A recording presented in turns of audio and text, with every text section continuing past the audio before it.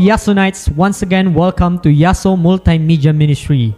We are so blessed and glad to have you back in our Sabbath School lesson. We're going to study the Word of God. We are now in Lesson 12 entitled, Please Show Me Your Glory.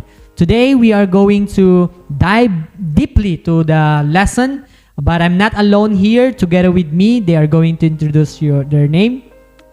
Hello, I'm Brother Sam. Muli ay napakasaya na makapagbahagi sa inyo kasama ang ating mga panelists. At napakasaya na hopefully kayo ay mabless.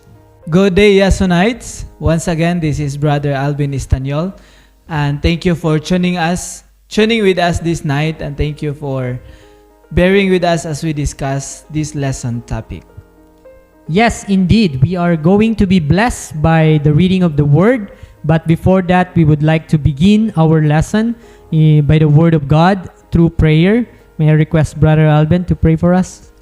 And let us pray. Dear God in heaven, Lord, thank you for the goodness and thank you for the mercy. Thank you, O Lord, for this very moment, this opportunity once again as we discuss our lesson. Thank you, O Lord, for guiding us with our discussion, especially with your Holy Spirit to be with us and help us enlighten your words. Thank you, Lord, for being with us this very moment. Thank you for being with our listeners and viewers. Thank you, Lord, for you will gonna bless us and you will gonna bless everybody this night. In Jesus' name we pray. Amen. Amen. Thank you so much. Now, Brother Sam, can I request you to read our memory text in Exodus chapter 34, verse 6 and 7? I will read in NIV version. It says here, And he passed in front of Moses, proclaiming, the Lord, the compassionate and gracious God, slow anger, abounding in love and faithfulness, maintaining love 2,000 and forgiving wickedness, rebellion, and sin. Yet he does not leave the guilty unpunished. The children for the sin of the parents to the third and fourth generation. Wow, what a great proclamation from the Lord. Indeed, it is a response to someone who is really growing in Jesus. So, brothers and sisters, Yasonite, we've been talking about the experience of Moses. And we can see from the very beginning of our lesson up to lesson 12, we're close to end, we can see that really Moses has been changed. He is now, I can say that he is a grown man.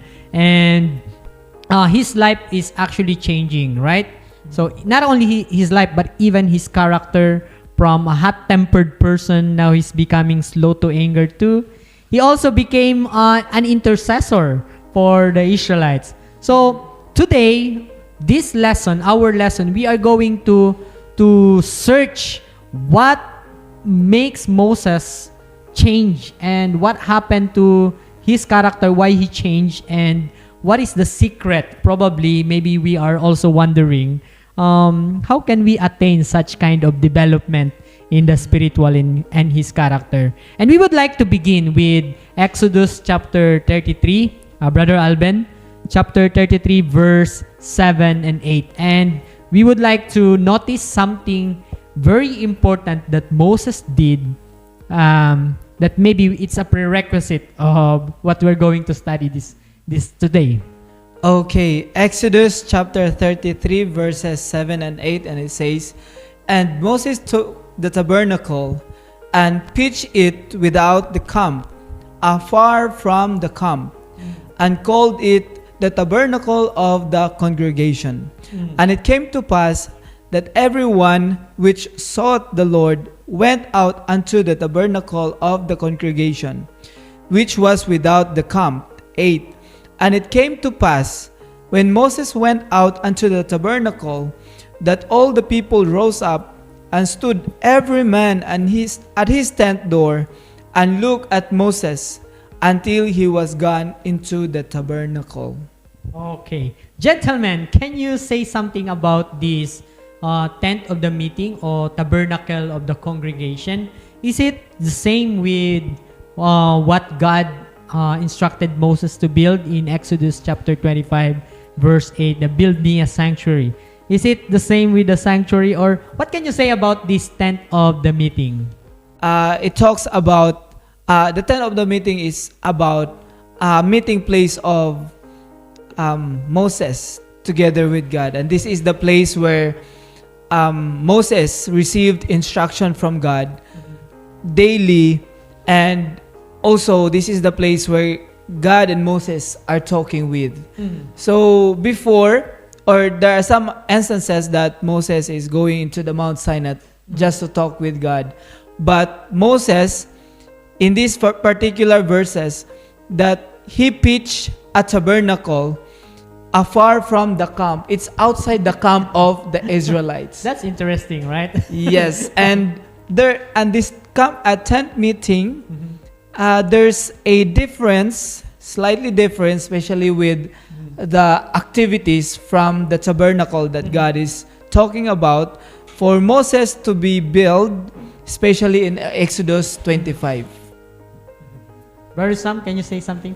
As we notice, this part of tent of meeting, this is the part God counseled Moses. And not only Moses, as we observe, even the elders were gathered there. So God can give or distribute the message for the camp. So that also at the same time, it's a place for prayer at the same time. Because when they seek the Lord, as we notice, even the pillar of clouds, pillar of fire is in front of the gate. That means God is with them while Moses is giving instruction. So basically, it's not the tabernacle or the sanctuary, which is the blueprint for the plan of redemption. This temple, brothers and sisters, or tent of the meeting, it's so interesting that Moses pitched this tent outside the camp. And maybe we can learn something from here. So what is in the camp that really it necessary for Moses to pitch it outside the camp where he is going to talk to God and receive precious instruction? So upon studying the lesson, I realized that this tent of the meeting is a sacred place also, a place of worship where Moses communed with God. In our times today, brothers and sisters, I believe that the first step for us to know God is, despite of our busyness schedule or hectic schedule, busy life, we have to set aside a time or a particular place where we are going to commune with God and receive His instruction. So it reminds me of the experience of Jesus, that He never missed a day without separating to the crowd, even to His disciple, just to talk to His Savior. So, brother, why do you think it's so important that we spend a precious and quality time with God when God talks to us and we're talking to the Lord? As we notice, once there is also a passage in the Bible. Once you mingled with person, you will be like him too.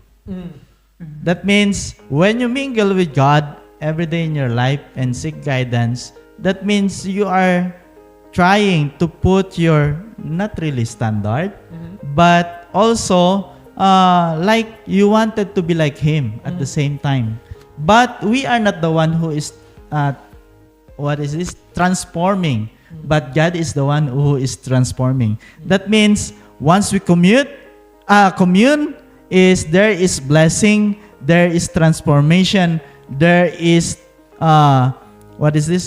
nurturing in terms of our character and spiritual life. Yeah. Thank you. And one thing about this tabernacle is that one of its importance, talking with God, is that you are making a relationship with God, especially in reference with our last previous week lesson. And not just building a relationship with God, but it is a way of knowing God. And for example, in our daily life, we encountered like a lot of people, but we don't know or we don't appreciate the people that time. But when we get into keep on communicating, keep on talking with that person, we have this kind of connection that anyone or some of the people around us don't. So this is a very important, knowing a person or knowing God needs to have a communication or speaking engagement. I will give only just a simple illustration. You know, having a husband or having a wife, as we notice, when you go into the room alone with your partner, if there's no communication, seeming like parang walang nangyayari na relationship, parang walang bonding. But then, once you talk to each other, even some parts where not all beautiful come arise on your conversation, still make it stronger, your relationship, and seeming like you're not empty, you're filled, you're, what is this? Parang napakasigla mo na, okay, eto pala ang aking asawa. Yes. Napakasaya na merong ganong relasyon. And it appears that Moses made a wise decision by pitching tent outside the camp in order for him to establish good communication. So, most especially in our practical life, if we are if you are waking up late in the morning, and that's the only time, like for example, we wake up 8 or 7, and that's the time we are going to have our devotional or morning worship. So, sometimes it's so difficult for us to establish a good conversation with God kasi the day is already busy. There's so many distraction. Cars, most especially in the cities, cars are already running. So there's a lot of noise and we got easily distracted. So I think the tent of the meeting is intended for Moses to really have a solemn communication with God where no one there's no distraction. So that is the same with our daily practical life, no? Every morning, so it's better for us to wake up really early in the morning, set aside, separate or make a solemn worship with God, talk to our Savior, and then where no one is still awake, and no one is going to bother you. So, what do you think is the intention of Moses? And maybe we can ask also ourselves, what is our intention to really talk to our God?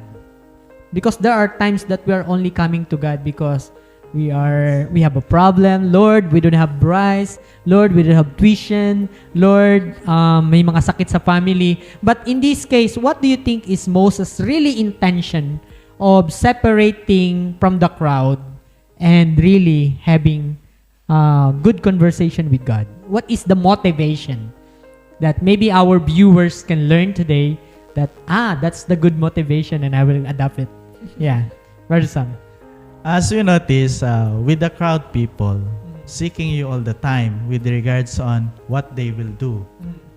Most especially, he was alone that time. And it's really hard to lead them into the right path. Most especially, this is a sacred duty. And he cannot say, okay, do this, do that. It represents who the one is leading. And God introduced himself that he is the one who is leading with the Israelites. And when he mentions something, it represents him. And with regards on this, when Moses stands before the Lord, he needs strength. One. And second is he need wisdom. And third is he need what he will do or what temper he will show unto them, because when he asked with regards on his temper, as we have noticed from the past lesson, he was hot-tempered. But with regards on this, he still continually humbled himself, not because of himself, but because of continuation of communication with him. That is great benefits that you can get. And most especially, it's not seeming like your burden is so light. Not meaning that we are intellect with regards on leading, but everything seeming smooth, you know. So I'll be reading a passage from the conversation of Moses and God, and I want you gentlemen to comment on this. So I'll be reading from the King James Version, Exodus chapter 33, verse 12 to 17. And Moses said unto the Lord, See, thou sayest unto me, Bring up these people, and thou hast not let me know whom thou wilt send with me. Yet thou hast said, I know thee by name, and thou hast also found grace in my sight. Verse 13, Now therefore I pray thee, if I found grace in thy sight, show me thy way, that I may know thee. So I want you to comment on this. Does it tells us that, for several years, after 40 years in the wilderness, as a shepherd, when God called Moses, he showed himself to the burning bushes, he showed himself to Pharaoh, and then performed miraculous thing. He divided the Red Sea, and then they crossed the Red Sea, and now they are in Mount Sinai. They can even hear the word of God. And now Moses is telling us that he is requesting God to show thy way that I may know him. Thus it tells us that at this point of time, still, Moses doesn't know his God. Kung mapansin natin, meron lang akong napansin. As we notice, they were all experiencing the miracle of God every day. But the thing is, what the difference of Moses and the camp or with the other people? As we notice, the nurturing is different with continual communication or communion with God. As we notice, have you experienced when you experience this day, the miracle, then you did not worship at the evening? What is the impact of the miracle to your life? Seeming like it's nothing. But when you have a conversation with Him, oh, this is what you've done. Now I remember. And in terms of worship, we are not only just simple worshiping. Na we read, we sing, but the enthusiasm to have a communion with Him is different. That's what I experienced. It's just like a one day or multiple times of encounterment with God. It's not enough for a believer to conclude his life that he already know his Savior. So it's just like me, I've been baptized, I think, more 14 years ago. And then until now, I still trying and I still have a desire to know my Savior more. I cannot know everything else. So I think this is the same thing with Moses, right, Brother Alvin? Yes, the good thing about Moses, or I can relate with Moses, especially from being an Adventist for like 14 years already. Moses was a constant communication with God. And as you have mentioned, Yassonites, Moses encountered a lot of talking and a lot of miracles between God. And even talking with God for 40 days and 40 nights when he received the 10 Commandments. And after he received the 10 Commandments, after he broke it in front of the people of Israelites, he came again to God 40 days and 40 nights again. But by this very moment, especially as you have read in Exodus 33, verse 13, that Moses says, "Show me now thy way, that I may know thee." Moses, here, this very moment, is by his words, you can say that Moses, Yasonites, is that he did not know really God, who God really is. But the thing is that when we are in constant communication with God, even for how many years, there would always be a time that you will ask yourself, do I really know God? And even though you are like in the service of the Lord, doing evangelism and so on and so forth, it will not make you like think of yourself that you are better than anyone, or I have done enough for God. Every time, for myself, I don't know about our viewers, Yasonites, but for me, I find myself, even though I did a lot of things, especially service to God, I still feel empty and I still want more. Still looking and asking or knowing God more than I now have. So there's no there's no limit. Yes. Every day should be a total communication and communication and communion with God. Yeah, that is a good point to consider, no, brothers and sisters, Yasonites, that a right motivation to really talk to God, to have a communion with God, is to know Him more. Because He is your Savior, right? And in this case, Moses wants to know more about God. I don't think he just want to see the face of God, or he just want to face what God looks like. But based from the narrative of Moses, he says, show me thy way. I think Moses is more interested about the character of God. He is more interested on why the Lord is so long-suffering, why the Lord is slow to anger, and why the Lord is so merciful and so loving and so gracious, despite of all the wickedness of the Israelites, despite of all their disobedience. God is God. So I think that's what Moses is desiring, to know what is in the character of God, and he wants to see, to God to reveal Himself.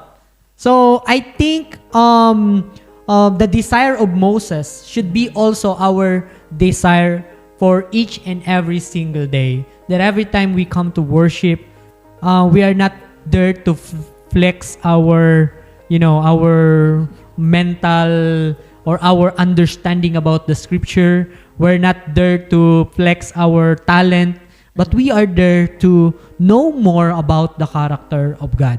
And how the Lord responded to Moses. If this desire of a shepherd like Moses is to know God, based from the scripture, how the Lord responded to Moses. Does the Lord responded positively, or that maybe we can have a hope that when we desire the same thing, God is going to respond positively? Yeah, what can you say about this? Let's read the verse, siguro. Sure. Sure ta. And in verse 19, and the Lord said, I will cause all my goodness to pass in front of you, and I will proclaim my name, the Lord, in your presence. I will have mercy on whom I will have mercy, and I will have compassion on whom I will have compassion. But he said to you, you cannot see my face, for no one may see me alive. So the verse is saying that indeed God is more than willing to answer our desire, or to attend to our needs, to see His glory. But what is the glory of God based from our study or our lesson? So what do you mean by the glory of God? I think something mentioned also. Yes. It's already mentioned. Yeah, it's already mentioned. But what is it? That maybe we can say that because many times people misquoted or misinterpret the glory of God. They thought that the glory of God is when you bring someone candidate for baptism. That's the glory of God. You praise the Lord because you do the Bible study, you preach the gospel, and that's the glory of God already. So what can you say about the glory of God? Because that's what Moses wants. to see the glory of God and eventually to have such kind of glory. Yeah. Specifically, siguro, basahin ko lang isa. My goodness to pass in front of you. One of his face or his glory is his goodness. And maybe Brother Alvin, he can continue. Yes, next to that is and I will proclaim the name of the Lord before thee, and I will be gracious to whom I will be gracious. And this is the very words of God. But this is not just about being the goodness of God or being how gracious God is, but this glory is also not, Yasonites, the thick cloud, not just the thick cloud that covered the Mount Sinai or even the tent of meeting every time Moses received a instruction from God, but this is God's reflection of His character. So we have here the goodness, kindness, tender love, and it must be seen not just about God, but from the life of Moses, as we have observed, these specific virtues, especially the character of God, must be in our life as well. That must be our motivation upon worshiping God, no? We are, like what I said, we are not going to church because we have parts and I am the speaker. I'm so excited to go to the church and I'm going to preach, I'm going to sing, I'm going to pray. Everyone will appreciate me because of my talent. I think the best desire upon talking to God and coming to the Lord is to see God's goodness, because Paul says something that when we see God's goodness, it leads us to do something. And that is in Romans chapter 2, verse 4. Brother Alvin, can you read? Yes, Romans chapter 2, verse 4. Romans chapter 2, verse 4, it says, Or despisest thou the riches of his goodness and forbearance and long-suffering, not knowing that the goodness of God leadeth thee to repentance? So exactly, when we see God's goodness, it should not brag us. It should not lead us to become boastful and we are considering ourselves better than the other. But the Bible tells us that every time we see the goodness of God, it leads us to repentance. We are going to repent because we can see that our character is not much to the character of God. And there's something more that needs to be done in our life. So there's more room for improvement. I think that's what happened to Moses. That despite of constant communion with God, despite of his a lot of opportunity to talk to the Lord, he wants more. I think it's the Bible says that blessed are they which do hunger and thirst for righteousness' sake, for theirs the kingdom of heaven. I have something to say with regards on the glory of the Lord. Many people were feared to come unto Him. Why? In many cases, they see with regards on the scripture specifically na namumugnaw o pumapatay, yung kanyang kalwalhatian ay pumapatay. But here, as we notice, when Moses experienced such showing how merciful is God, he loved to come unto Him every day, not only just God will give me a task. No. But he loved to come unto Him because you see how God is so loving, how God is so compassionate. And when we experience this one, I hope that you will experience too, Yasonites, because when we come unto Him and see His merciful and His mercy and His loving kindness unto us, I hope na siguro yung saya natin mag-worship ay iba. Kasi naranasan naman na siguro natin na mag-worship lang tayo doon, kumanta lang tayo, dahil yun ang nakagawian natin. But once you contemplate how good is God unto our life, iba yung dating Iba yung saya natin nakakanta. We contemplate the message of the song. We contemplate the message of the prayer. We contemplate of everything that everyone experience. There is joy of sharing. There is joy of fellowshipping once we see how good is God unto us. And indeed, if we can ask ourselves, it's easy if we're going to read the Bible and says how the Lord, God's glory will manifest and how He showed His glory to Moses. So we can read there that God is long-suffering, God is so meek. But I believe that the great manifestation of God's glory is when He revealed Himself. To not only to Moses, but right after the Old Testament, we can read in John chapter 1, verse 14. And I think we can see, let's have the reading, Brother Sam. John chapter 1, verse 14. Chapter 1, verse 14, the Word became flesh and made His dwelling among us. We have seen His glory, the glory of the one and only Son who came from the Father, full of grace and truth.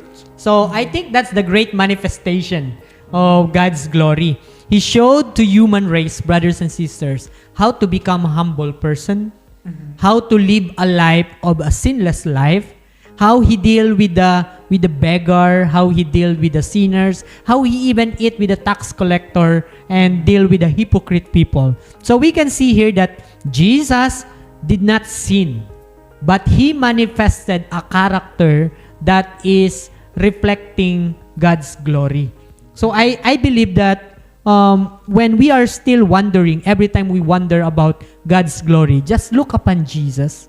Fix our eyes upon Jesus, because you can see, when you see the character of Jesus, you see the character of God, and you see His glory. I think it's the one disciple asked the Lord, how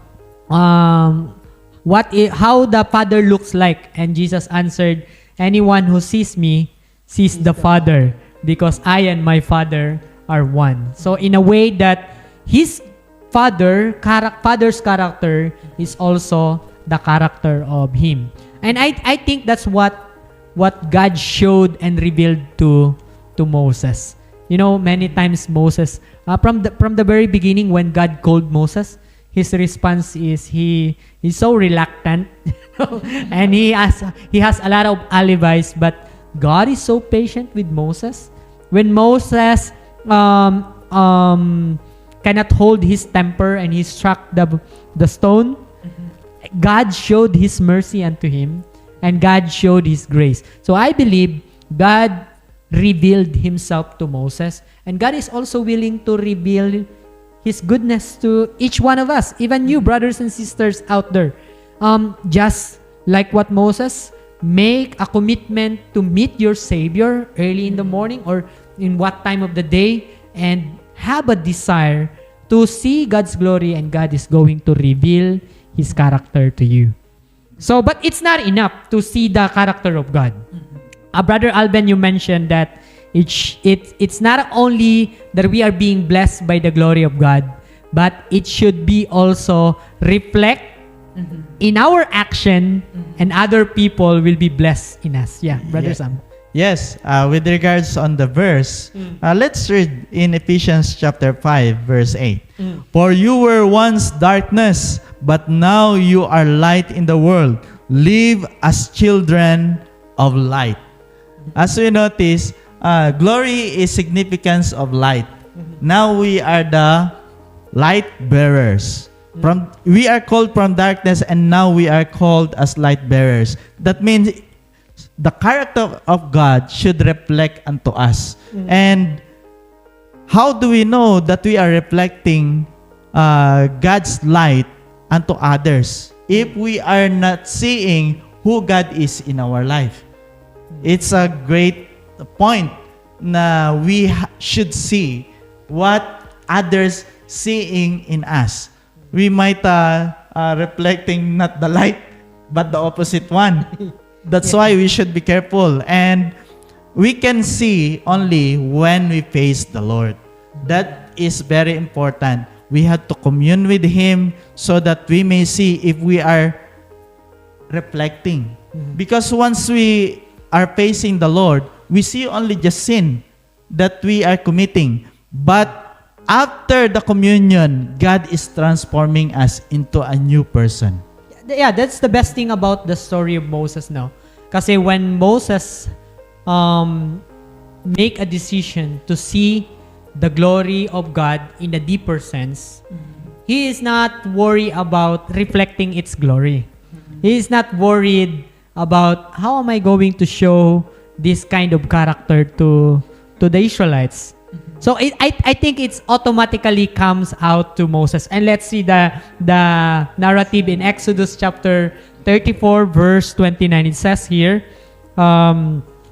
verse 29, it says, "And it came to pass, when Moses came down from Mount Sinai with the 2 tables of testimony in Moses' hand, when he came down from the mount, that Moses wist not that the skin of his face shone while he talked with him." And he didn't even notice that his face are shining. He's not telling to the people, "Look, I have a fair skin. I'm brighter than you. I'm shining because I met my Savior." Or in our life today, we're not talking to the people, "You see, my character is good now because I have a communion with God." Compare it to yourself, and then you will tell to yourself that you are really far from the Lord. No, Moses didn't even realize that he's showing he's manifesting the character of God. His face were really shining, as what Brother Sam, we are the light of the world, as what you said, that we should shine. Moses already shining, and he didn't even realize it. So it is a type of Christian that when we establish a relationship with our Savior, when we decide to see His glory and God revealed His glory to us, automatically our neighbor will notice it. Kahit hindi mo na sabihin na, "Kumusta naman yung aking ugali? Mabuti ba yung ugali ko?" No, you don't need to tell that, right? Because your neighbor will be amazed. It's just like there are so many who have the testimony that they called angels by their neighbor. You know, when every time you speak, I saw an angel from you. So it's nice, no, na our character should reflect. So what else can you say about reflecting God's character, or reflecting God's goodness, or reflecting God's glory, Brother Alvin? Reflecting God's character, God's goodness. Firstly, in the life of Exodus, especially, we know that the 10 Commandments, especially in Exodus chapter 20, that is the 10 Commandments Yesenites from God. And we know that the 10 Commandments is the reflection of God's character. And this is the whole being of our God and our Jesus Christ, our Savior.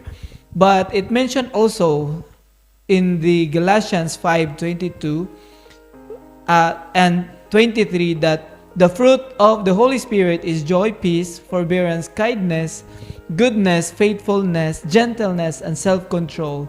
And this is the same glory or goodness, and this is the same character that God has together with the Holy Spirit, that God is expecting for us to manifest from our lives, to show it to our family and to our neighbors. Among the disciples, brothers and sisters, I think John the Revelator has the credibility to say that who God is, because we can see from his writing that it's more about love, because he really is the only disciple who stayed in the feet of Jesus until the end, and he is the only disciple who never died because of persecution. He died because of old age. And let's see what Apostle John is saying in 1 John chapter 3 verse 2 about this glory or communion with Jesus. Verse 2, chapter 3 verse 2, 1 John, it says here, "Beloved, now we are children of God, and it has not yet been revealed what we shall be. But we know that when He is revealed, we shall be like Him, For we shall see him as he is, and everyone who has his hope in him purifies himself just as he is pure. So, God made a promise that one day, when the Son of Man revealed unto us, when we desire an intimate relationship with our Savior, and He revealed Himself to us, then we will become like Him. It says here, we shall be like Him, for we shall see as He is. And then, our heart will become pure. I think it's also in Beatitude that says, Jesus says that, blessed are the pure in heart, for they shall see God. So, it's a great privilege that when we commune with the Lord, when we commune with Jesus, one way or another, God is going to change our heart, and then His character will be revealed in us. And we will be like Him. Don't you like to be like Jesus to your friends? That every time you talk, you speak with graciousness. Every time you do an action, they can see that you are a loving people. You're not condemning anyone, but you are rebuking their iniquities through love. And they can really feel the difference between condemning and redeeming. So every time you give your judgment, it is a sound judgment, and they can feel that they are being loved. Yeah, Brother Sam, you're saying something? With regards on this, as we notice, when Moses is appearing to the Lord, he sees himself as a sinner. And even Paul, I like what Paul mentioned. When other people is saying him, oh, you're so good. But he's telling, by the grace of God. Because before, I was the one who persecuting God's people. But now, because of the grace of the Lord, he is now transformed. And he is not boasting to himself. I hope we will learn that kind of manner. If we are failing in terms of making decision in our life, I hope we will imitate the same also. Seek the Lord with regards on wisdom and with regards on making decisions, so we can choose the right path and we can show who He is and not ourselves. Because the only thing that we can show with regards on us is the sin, the iniquity, that we cannot be boast to anyone. That's why God is so merciful, and every disciple is merciful to others, because they see themselves that they are only just redeemed, and the only thing that they can express is, I am saved by grace. Yeah, that's the beauty of being friend with Jesus, no? You are being contaminated with the character of Jesus. There's a saying that, tell me your friends and I will tell who you are. So tell me who your God is and I will tell you who you are. And that's the innate desire of Jesus. 2 Corinthians chapter 3, verse 18, it says here, I'll be reading from the New King James Version. But we all, with unveiled face, beholding us in a mirror the glory of the Lord, are being transformed into the same image from glory to glory, just as by the Spirit of the Lord. So God's desire for us, brothers and sisters, is to become a mirror. You know, a mirror is the best way to reflect yourselves. Look at the mirror and the mirror will never lie. So, in the world of darkness, we are surrounded by evilness and iniquity. Every time the world is seeing us as a followers of Christ, are they going to see Jesus in us? Are we the best reflection of the glory of God? Are we being changed from glory to glory? I'm not saying that you, Brother JR, are you saying that you are a perfect individual? No. But the Bible tells us that we must change from glory to glory. We must be transformed. That's what happened to Moses when he decided to meet his Savior. Then he was being transformed. It's a nice lesson to discuss, and I think for every beginning there's a close and there's an ending. So I'll give you a few minutes to share something, and maybe you can say something about to our viewers, to Yasonites, and then yeah, then we will close our Sabbath school. As we notice, one of great illustration that God given to us is about the tree. Do not worry about the fruit. Only just be attached to the vine so that you will bear fruits. Once you are continued to be attached with Him, and the farmer or the the one who is nurturing you will trim you all the wickedness that you have, and then later on you will bear good fruit. I hope that we will do the same. Only just commune with Him and let God trim all the bad things that you have, and let God make fruit in you. Amen. Ayasonites, God or Moses said in Exodus 34 verse 7, it says, keeping mercy for thousands, forgiving iniquity. And Moses is also telling that God is gracious and long-suffering. But God revealed it to Moses, and Moses, Yasonites, experienced it with himself. But my question is, how God revealed it to you? And next one is, how did you reflect this character of God towards others? And please reserve your answer in your Sabbath School discussion in your respective churches.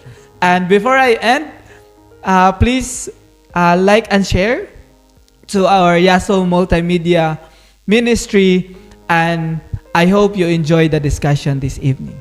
Yes, thank you so much, gentlemen. So indeed, we can see that in order for us to really grow in Jesus, we have to make a commitment to our God that we will separate a time in a day where we really have to talk and commune with God for one good motivation and reason, and that is to know our Savior more and desire to have to see the glory of God, and it should reflect in us. As John chapter 8 verse 12 tells us, then Jesus spoke to them again, saying, I am the light of the world. He who follows me shall not walk in darkness, but have light of life. So brothers and sisters, who knows? Because of your relationship with Jesus, every time you walk and you come across in the darkest world, there's one wounded soul who are being lighted by the light that you have received. So please share this our Sabbath School lesson, like, subscribe, and share. And who knows, one way or another, it will reach one wounded soul, and it will be added in the fold of Jesus. God bless us all. But before we end, I'll request Brother Sam to close it in a prayer. Okay, let's bow our heads for a word of prayer. Our most gracious Heavenly Father, truly, Lord, that you are so good to each one of us, that you never neglect anyone to preach the gospel, to receive the message of the gospel, to see how good you are and how you are so merciful to each one who have committed sin. But truly, Lord, you only just invited us with humble heart, that you wanted us to transform. The only thing that we need is to make a decision, and you will do the rest. Help us, O Lord, to submit it all unto you. Every burden that we have, the sin, the weaknesses, and even the burdens of things in this world, the needs and the circumstances in life that make us trouble. Truly, Lord, that you are compassionate, that you will provide not only just the temporary, but with eternal solution. And that is the great salvation that we are waiting, your second coming return. Please be with us, give us peace. We ask all these things in Jesus' name we pray. Amen. Thank you, brothers. Thank you, Yasonites. Once again, we're inviting you for the last lesson for this quarter. So hope you stay and share our page, God bless you and more blessings to come. God bless, brothers and sisters.